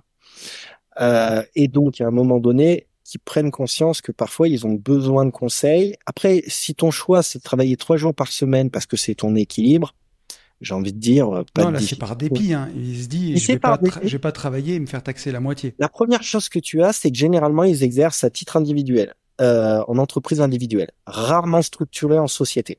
Ça, c'est Ouais. la première chose. La société, elle ne permet pas de faire disparaître l'impôt. Elle va te permettre de le gérer et de l'optimiser. C'est-à-dire qu'ils vont pouvoir gérer différemment leurs revenus et les dividendes. D'accord? On va être clair. Par contre, la rémunération est généralement plus intéressante jusqu'à 120 000 euros de REM. Ok. Tu vois, tous mes professionnels de santé comme clients, on monte généralement autour de 130 KE de REM pour derrière enchaîner sur du dividende. Ok? Ok. T'as par contre une possibilité qui est assez intéressante, c'est dans ta structuration. Quand tu structures ton activité en tant que entrepreneur individuel passant en société, il peut y avoir un truc assez sympa à faire, c'est une vente à soi-même, un OBO, typiquement. Ok. Parce que techniquement, ton OBO, il est taxé à 30%. Et ta base de taxation, c'est ta patientèle. D'accord? Et là où ta REM est plutôt taxée, comme tu le disais, autour de 55%. Ah oui, Donc, 55. techniquement, ce que tu peux faire, c'est que tu peux convertir. 10% que j'avais pas vu. C'est une petite Si après, à liste. ces niveaux, quelle importance. C'est au-delà. Bon, quand on aime, on compte pas. Hein. C'est ça. Et donc, en fait, ce Après, que tu peux faire, c'est- toute façon, moi je vous coupe, mais de toute façon, si le gars il paye des impôts, hein, c'est qu'il gagne Oui. de l'argent, d'accord? Donc, on va Mm. peut-être pas en plus le plaindre, d'accord? Hein c'est bon signe quand tu payes des impôts, d'accord? Pauvre con. Puis 10 000 euros par mois, c'est pas suffisant pour vivre? Bah non. Bah non, bah oui, regarde-le. Avec tout Je sais l'argent pas, de la faut- population de Non. gentlemen. Oh, faut demander à Jean-Luc Mélenchon. Mais par contre, écoute, pas de gros mots à table. Oui, parce qu'on est à l'heure du repas, il est Non, 14 mais heures. lui, il est là, non? Il paraît. Je pense qu'il paraît, ouais. Bah, techniquement, Ouais, mais te attendez, rends compte qu'il y a j'ai des coupé, gens attends, qui sont- j'ai coupé Julien comme une pute là, comme une merde, et du Oui. coup je vous ai tout Tu sais niqué, qu'il on repart y a sur autre des chose. gens qui sont communistes dans le pays le plus taxé au monde et qui disent oui, c'est trop libéral.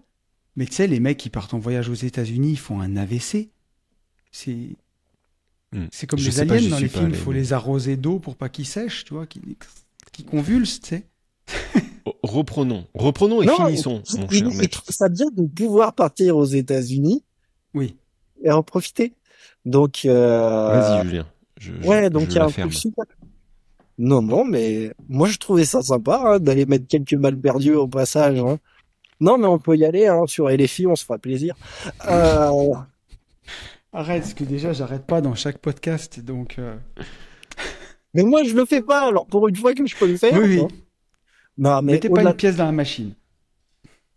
en pratique, tu vois, typiquement, tu peux vendre ta patientèle Ouais. à ta propre structure avec un financement bancaire. Alors, c'est un peu moins intéressant qu'il y a quelques mois, puisqu'on avait des taux à 0,97 pour faire les opérations.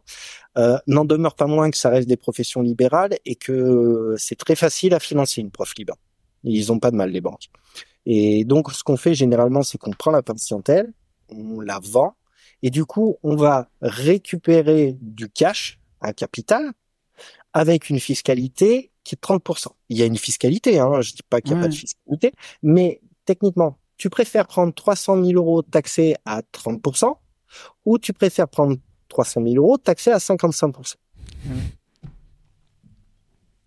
Et Ah là, bah Tu oui. préfères prendre tu préfères 300 la 000 euros à référence Dubaï en disant que, ouais, non mais, ok, Et oui, ok. et aller voilà. fêter ça au pied du Burj Khalifa en regardant le feu d'artifice pendant que tu es en parfaite sécurité. Exactement. Donc, je n'en pas trop tard, la question, elle est bien.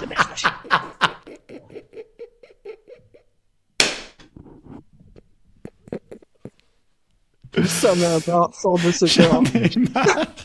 Non, mais par contre, moi, ça, je comprends. Enfin, Ah, putain. en vrai, je sais pas si c'est la gamine qui grandit.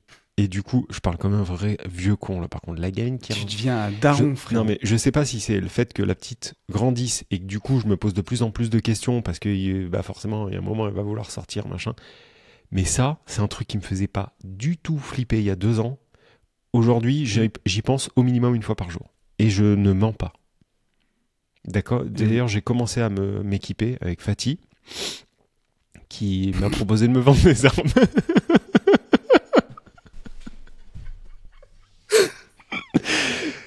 Eh oui, les gars. Non, mais ça, En c'est fait, Non, pas mais- possible. En fait, le podcast, c'est américain, quoi, c'est ça.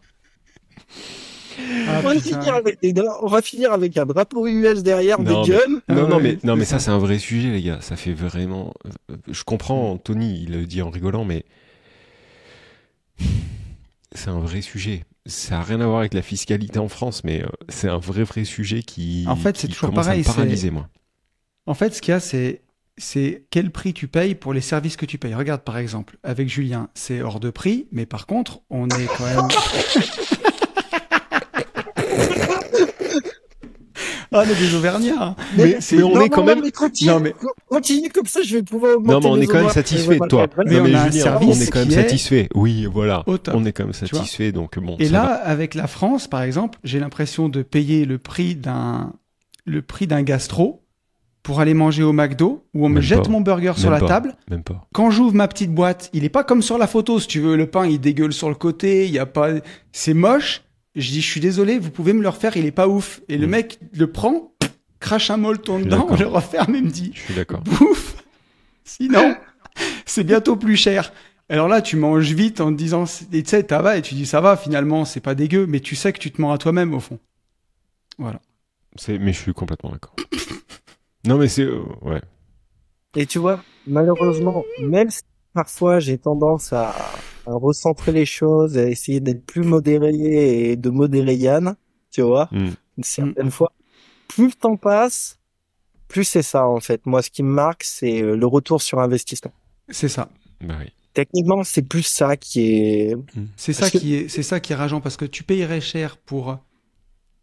Et tu vois, moi, au final, je suis comme toi, Yann, hein, parce que j'ai 2 enfants, je le vois sur la sécurité parce que c'est ça qui nous frappe le plus, en fait. Où tu dis, ça. En fait, c'est juste la base et ça, il faudrait que ça fonctionne. Après, tu vois, le reste, on est des entrepreneurs, on sait faire. Tu vas faire une carte grise, t'attends 2 heures, tu t'es au courant, tu le sais, tu passes au-dessus. Ça nous fait même marrer, ça fait des anecdotes. Mais sur des choses aussi fondamentales que ça, et où sur nos représentants des forces de l'ordre, des mecs qui, je veux dire, qui font un métier qui est quand même pas facile pour un salaire de merde, et au final, ils sont désavoués partout. Enfin, c'est un tout qui part bien en sucette, quoi. C'est compliqué, je trouve. C'est... Mais voilà. Ça donne envie. En tout cas, tu te dis, est-ce que tu vois, tu prends la map monde, là, tu la fais tourner, et puis tu regardes, est-ce qu'il n'y a pas un meilleur rapport qualité-prix ailleurs, tu vois. C'est sûr, c'est certain. Enfin, c'est certain. C'est sûr qu'on se pose la question. Non, mais de toute façon, on peut se la poser dans tous les sens. Regarde, il nous a répondu tout à l'heure. Tu peux te la poser 1000 fois. Tant qu'on a des trucs en France, on est baisé. Donc en plus, ça veut dire que ce pays est tellement costaud, tu vois, dans leur raisonnement, qu'ils ont même trouvé tu vois, parce que je pars dans tous les sens. Tu pourrais te dire, ok, bon, j'ai quelques soucis avec ce beau pays qui est mon pays. Je m'en vais 3-4 ans. Je sais pas dans quel pays, je laisse mes business en France, j'accepte de payer de l'impôt, l'IS sur les boîtes qui sont en France, voilà. Mhm. Mais non, on est tellement mauvais en business qu'ils arrivent à te faire fuir 2 fois. C'est-à-dire qu'ils te font fuir pour te dire casse-toi, mais en plus ils te disent ah non mais il faut que t'aies tout vendu. Donc ça veut dire que ce qu'ils gagnent à l'arrivée, c'est que des mecs comme nous vendent effectivement tout, on prend tout, on en est à un tel point où on a plein de cul en ce moment de l'IMO qu'en fait on va tout vendre, on va faire all-in bourse, et en fait, on fumera des putains de gros cigares avec des coconuts. Non, mais voilà, sur une plage. En fait, mais bien sûr. Est-ce que tu comprends, Julien, que en fait, on est nul à chier en comment gagner. On sait comment dépenser de l'argent dans ce pays. On le dépense mal, mais on sait comment le dépenser. Mais par contre, on est nul à chier, mais d'une puissance pour en gagner, quoi. Enfin, on est des sgegs. Mais on est nul. Je sais pas comment. En fait, si tu veux, ce niveau de nullité, tu n'as pas le brevet en 3e. Ouais. Tu vois, t'es illettré quand t'es aussi Regarde, nul. même un pays comme le Salvador, qui est un des pays les plus violents au monde. Tu vois, vraiment, c'est hyper difficile.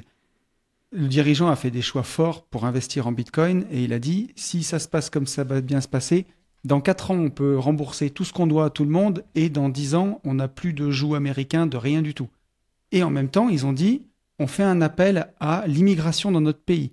Si vous êtes, et là, ils t'appellent pas des mecs qui veulent rien faire, ils t'appellent des entrepreneurs, des ingénieurs, des écrivains, des philosophes, des mecs qui réfléchissent. Et dit, pour vous, vous immigrez dans le pays, il y a 0 fiscalité sur rien. Venez juste nous aider à le reconstruire. On cherche des mecs intelligents. Nous, en France, j'ai l'impression des fois, on ferait pas mieux pour dégoûter tous ceux qui ont envie d'avancer, ont envie de créer de l'emploi. Parce que tout à l'heure, on n'a pas d'emploi direct, mais des emplois indirects, on en crée un paquet, Yann et moi. Et tu te dis, à 2, quoi. Et finalement, c'est comme si on voulait faire fuir tous les mecs. Et ce qui, je trouve, le plus dramatique, toi, tu en as parlé tout à l'heure, Julien, mais à mon échelle, je vois des mecs qui se tirent. Oui, et c'est ça qui me choque le plus.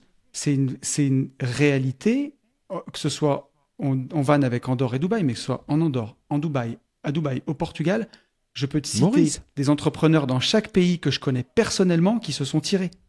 Le Portugal, ils sont en train de refermer. Mais parce que alors ils ont refermé parce qu'ils ont eu des problèmes sur l'immobilier et des choses comme ça. Le Portugal, quand tu vois comment ils ont tiré leurs cartes suite à la crise d'il y a une dizaine d'années où ils étaient quasiment exsangues, et ce qu'ils ont fait, ils ont mis une stratégie en place. Par contre, ils ont tapé fort parce que tout le monde oublie et tout le monde te parle du Portugal aujourd'hui, mais ils ont fait ce qu'a fait la Grèce quand ils ont tout cuté. Bon, la Grèce, c'est un autre sujet, mais le Portugal, ils ont cuté pas mal de choses.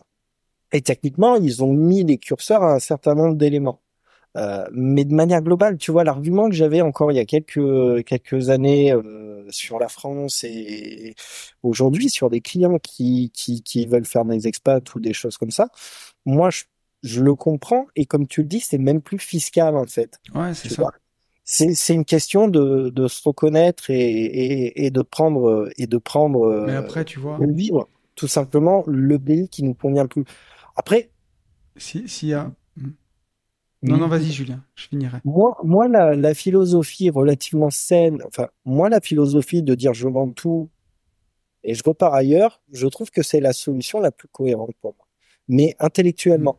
Parce que si je considère que je dois basculer, et je pense, je l'ai dit plusieurs fois tous les deux en rigolant, que je vous accompagnerai pas jusqu'au bout de vos carrières professionnelles, parce que techniquement, je pense que je ferai pas 10 ans de plus. pas plus de 10 ans en tout cas encore, ce métier. On serait pas sur une rupture en live quand même là. On n'est pas sur Non, une rupture par un texto de merde, tu sais, non. non, Ok. On n'est pas sur ça. non. Non, c'est de dire qu'à un moment donné, Mais parce qu'on a tous le même projet, en vrai. Par contre, moi, ma philosophie, c'est plus de dire, je prends, je plie tout. Et ce que je suis capable de faire ici, je serais capable de le faire ailleurs. D'accord. Mais pour une raison simple. Par contre, il faudrait que je remette en perspective ce que j'ai pu faire grâce à ce pays. Parce que on m'en plaisante quand même un peu. Mais si tu veux, moi, j'ai des études qui, si j'avais été dans un autre pays, et j'en connais pas mal, j'aurais jamais pu les faire. Non, mais on n'a jamais dit le contraire. On est d'accord avec ça. Par contre, je paye mon dû aujourd'hui et je considère que j'aurais payé mon dû à ce moment-là. Tu vois. Mais c'est un problème de gestion, hein, c'est pas un problème de pays en vrai. Moi demain, parce que le pays est incroyable, les gens sont chouettes. Je serais le premier. Franchement, je serais le plus heureux que demain tu sois, j'en sais rien moi, au gouvernement. Et en fait que d'un coup de baguette magique, on arrive juste à remettre la tête droite à tous les gens en fait qui nous dirigent n'importe comment. Et du coup, je serais le premier à dire c'est bon, 1, 2, test micro, on reste en France, tout va bien. De toute façon, on y est en France. On y restera encore un moment. Je vais te dire un mot. Moi, je pense que finalement, le problème n'est pas le gestionnaire. Non. Le problème, c'est pas les gestionnaires plus que ça. Le problème, c'est et c'est un peu dur, mais c'est les gens. En fait, non. Techniquement, t'as une philosophie française qui est et je parle pas d'assistanat, mais une philosophie française pour moi qui tient plus à ce besoin permanent d'être aidé. Mais attends, Julien, moi, comme je vois le truc, les aides sociales, c'est comme une drogue, c'est comme une perfusion. Chaque fois que tu donnes de l'aide sociale à quelqu'un, tu lui donnes un petit fixe. Et qu'est-ce qu'il faut pour aider à se sortir quelqu'un d'une addiction? C'est arrêter ça. Mais tu vois, je parle pas que des aides sociales, ou je parle pas des aides en général. Je parle de la philosophie. C'est-à-dire que je ne suis pas sûr que la population française en elle-même soit, mais parce que c'est le fruit d'une évolution et d'un modèle sociétal. Mais on attend beaucoup. Non, mais il n'y a pas que ça. Je suis pas d'accord. Non, mais il y a une question d'éducation. Je pense que oui, mais si tu arrêtes ça, les gens, s'ils n'ont pas le choix, ils verront les choses autrement. D'accord. Sauf que c'est pas l'éducation qui fait que le manuel de 5e, de 6e, de 4e, de ta gamine, de ma gamine, c'est le même depuis 1000 ans, que les profs sont toujours aussi mauvais. C'est pas la faute des gens que tu puisses pas avoir un putain de rendez-vous chez un généraliste à moins de 6 mois, moi chez moi, pour faire mon certificat médical de boxe. On me demande 5 mois, frère. Ce que je dis, c'est que je ne suis pas sûr que les gens aient le logiciel pour accepter une responsabilité personnelle. Mais comment faisaient nos parents? Nos parents, le logiciel, c'était le même. Et la France tournait mieux. Nos parents, le logiciel de responsabilité, il n'y avait pas plus. Non, mais par contre, la France tournait mieux. C'est-à-dire que moi, j'ai pas de souvenir quand j'étais enfant que mes parents ils pouvaient sortir à tout coin de rue se faire planter. Non, mais après, ça, tu parles d'autres sujets. Mais je te parle, tu parles de l'environnement. Moi, je te parle je parle au point de vue éco, tu vois. Je parle pas au niveau sociétal sur ces aspects-là. Même éco, Julien. Moi, je te dis, non, en fait, ce qui se passe, c'est qu'on passe notre temps à nier le réel dans notre pays. C'est-à-dire que la situation, elle est noire et on t'explique que c'est blanc. On t'explique qu'une chose en est une autre. Mais ça, c'est pas de la faute de la population. Mais si tu veux, c'est symptomatique d'une époque où de démagogie, où tu veux vexer personne, où tu veux séduire tout le monde. Mais ça, c'est pas la population. Et t'acceptes tout, et tu fais de la démago. C'est les gens, pour le coup, les gens qui nous gouvernent. Mais ça, cette négation du réel, de ce qui existe, il y a un moment, tu peux plus le faire. Regarde, t'es entrepreneur. T'es à découvert sur tes comptes. Tu veux nier le réel. Mon entreprise marche super bien. Ça va durer 1 mois, 2 mois. Tu vas déposer le bilan. Tu vas payer tes impôts. Là, comme c'est à l'échelle d'un État, on arrive à te mentir, à faire de la désinformation, à te faire croire que tout est normal, mais il y a un moment, jusqu'à quand? Là, c'est juste repousser le mur. Et il y a un moment, il y aura un choc de réalité qui va être fort. Et je pense que ça passera si vous lisez La Grève d'Anne Rand, ce bouquin-là qui est incroyable, qui est un livre américain où tous les entrepreneurs d'un pays finalement se cassent et laissent le pays en proie à ceux qui veulent rien foutre et à leur gouvernement pourri. Ça va finir par s'écrouler et ensuite ça sera reconstruit sur des cendres. Mais nous, on le voit à notre échelle parce qu'on est vivant, mais c'est arrivé combien de fois là, c'est la 5e de République qu'on a. Avant, on avait des rois, on leur a coupé la tête. Il y a peut-être un moment où les choses changeront. Je ne sais pas quel sera l'événement, mais tout ça, c'est pas éternel. Mais je ne serai pas là pour le voir. Hein. Mais c'est pas éternel. Tu vois, Tony, tu disais une chose, tu as dit, il y a, en parlant de la grève, les mecs, certains vont partir et ils laisseront se débrouiller.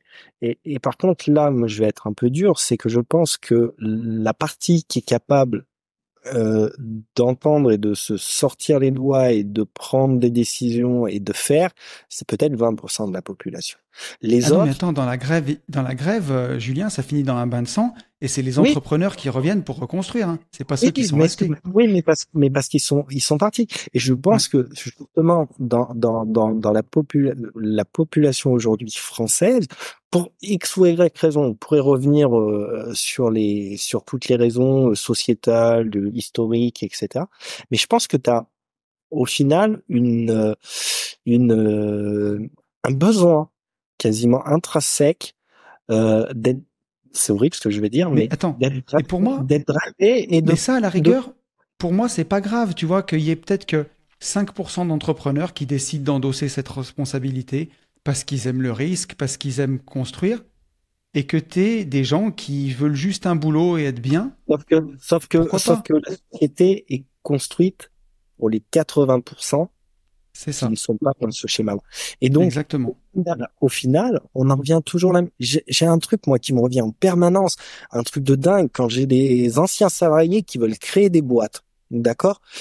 T'as des réflexions qui sont surréalistes. Ouais, j'ai des gens qui viennent me voir, qui me disent, quand on commence à parler de la fiscalité, etc., ou des cotisations sur les REM, etc., ils me disent, ouais, mais... Alors généralement ils veulent des SAS pour faire du dividende à 30%, tu vois.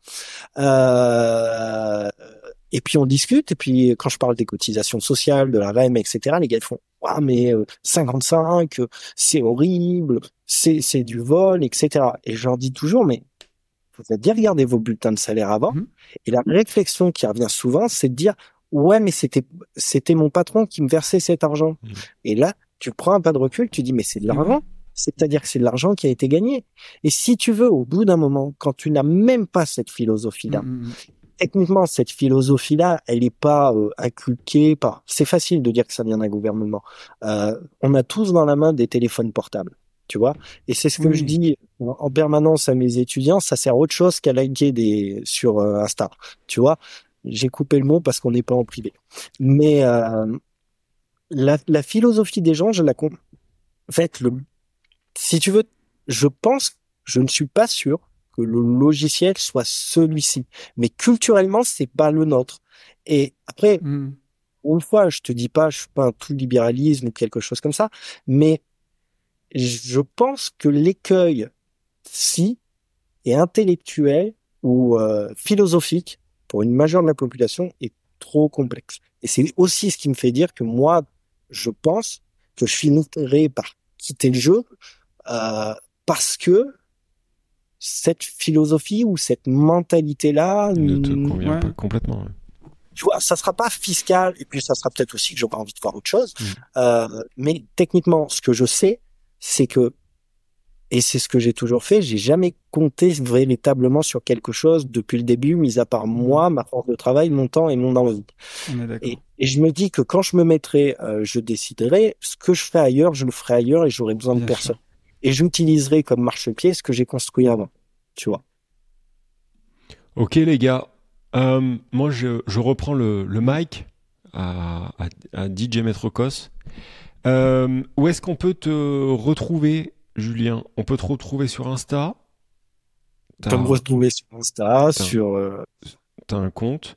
Après, on peut te contacter directement par téléphone, prendre rendez-vous. Tu fais des visios si les gens sont à distance. Voilà, tu peux... Ah oui, ici, pour les participants au Mastermind Surf, ils pourront te voir en chair en os pendant 3 jours, voire 4 jours. Yes. C'est ce que tu nous as dit. Ça va Exactement. être trop bien. Donc d'ici 15 jours. Et puis voilà, qu'est-ce qu'on peut te souhaiter? Que tout fonctionne comme ça l'est déjà, que tu puisses voyager, que la maison finisse de pousser pour qu'on fasse une grosse crémaillère. Grosse crémaillère, Ouais. Je vais mettre au cos. Et mon Tony, t'as le mot de la fin? Parce qu'en fait, je vous explique, mon rendez-vous de 14h15 me demande si il est normal que je ne sois pas là. Et en fait, j'ai pas bouffé. Voilà. Bon. Non, je disais, juste, j'allais dire, comptez sur vous. Voilà, Julien, il l'a très bien dit à la fin. Oui. Comptez sur vous. Après, c'est facile. La facilité, c'est de se plaindre du gouvernement, de se plaindre du pays, de se plaindre de tout. Au final, voilà, on est là pour l'instant. On a des enfants, donc pour l'instant, on est ici. On peut faire du mieux qu'on peut, en tout cas, et c'est déjà pas mal. Mais continuez quand même à vous plaindre. C'est la vie. Il y a aussi des pays pires. Il y a aussi des pays non, mais bien pires sûr, où tu peux pas entreprendre. On a quand même le droit de râler, hein. Mais on a quand même le droit de râler parce qu'on est français. Bien évidemment. Exactement. Ok. Merci Julien. Merci pour tout. Vraiment. Merci infiniment. Merci à très vite. C'est toujours un plaisir. Eh ben, merci beaucoup. Le mot de la fin, je te le laisse, Tony, ou j'y vais? Ouais. Bon, c'est que fallait venir au surf si vous voulez être avec Yannou et avec Julien. Maintenant, vous viendrez l'année prochaine. Exactement. Et sinon, d'ici là, vous n'avez plus qu'à passer à l'action. Et pour tout ça, foncez en visite. Ciao. Salut à tous. Ciao.